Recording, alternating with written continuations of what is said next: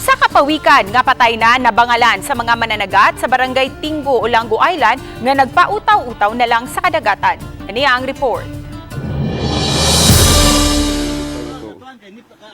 Nakuhaan og video ni Adonis Danyo ang pag-abot niining usa ka patayng pawikan nga gida sa mama sa grupo sa mga mananagat sa barangay Tinggo alas 6 kagahapon sa buntag.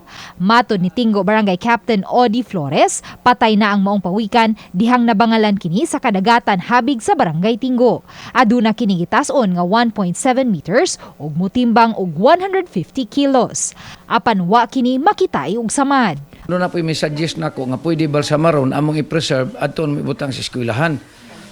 Pero naabot man ko ang dinar dito, ang gusto ng dinar ipalubong man yun. So amo na lang gilubong siguro kay maabta misbaho.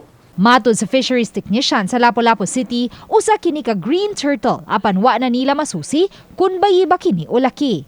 Samtang ang pangu sa City Agriculture and Fisheries Office nga si Alex Baring nagtuo nga posibleng resulta sa illegal fishing o tero ang nahitabo sa pawikan. Posible butan dito.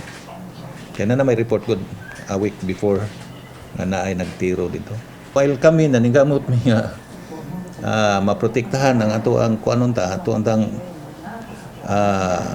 coastal areas, especially katong mga lugar nga naa din ang atong mga resources sa kuan sa dagat. Dili po na mamahimo kay kuwang lagi.